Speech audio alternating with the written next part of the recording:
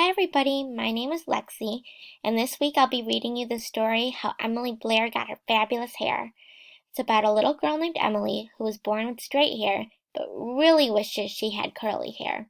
It's one of my favorite books and I can't wait to share it with you. So let's get started. How Emily Blair Got Her Fabulous Hair by Susan Garrison. Emily Blair had very straight hair, and it had been that way forever. When she was born, 3 straight strands stood on her head like pine needles perched on a peach. When she was 4, she grew more hair that spilled from her head like spaghetti. When she was 5, she tried out her mom's curlers. Curlers are these small little foam things that women use to try to make their hair curly, and you can see a picture of curlers at the bottom of this page. She coiled and clipped, she wrapped and she rolled the pink foam and black bristles that stung her scalp. But when she unwound each one, she found hairs crinkled and dented, and not at all like she expected. When Emily reached 1st grade, she made a new friend named Pamela Payne, whose whole head rippled with golden waves.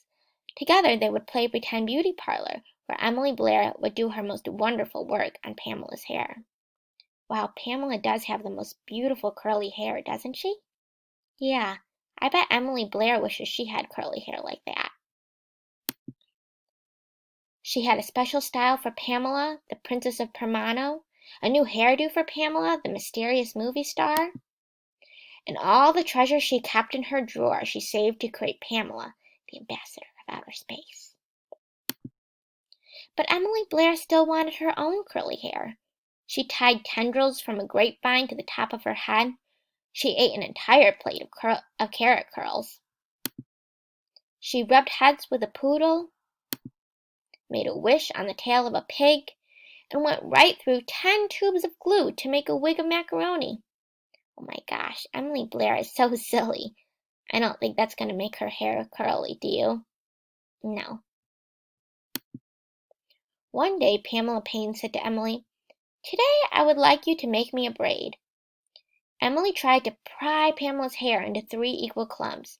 She crisscrossed and tucked the pieces into a pattern.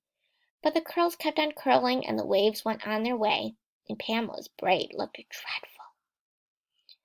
"Let me give it a try," Pamela said. "Let's switch sides." So Emily passed her the comb and sat down. Oh, so now Pamela's going to try to do Emily's hair. She felt the scratch of the comb as Pamela made 3 even parts. Pamela crisscrossed and tucked the pieces into a perfect pattern, over and under, over and under, over and under again. Then she finished with a snap of an elastic and a red ribbon tie. Oh my gosh, look at that beautiful braid. Emily Blair looks so pretty, doesn't she? Pamela handed Emily the mirror. Emily saw herself smile as she watched her perfect braid swing side to side every time she turned her head. She reached back to touch every bump, bump by bump, all the way down to the ribbon. So it seems that Emily really likes the braid. Emily Blair learned to braid her own hair. She made simple, single braids for Emily, the star student. She twisted braids into buns for Madame Blair, the ballerina. Emily Blair loved her very straight hair, and she had the most fabulous braids in the entire 1st grade.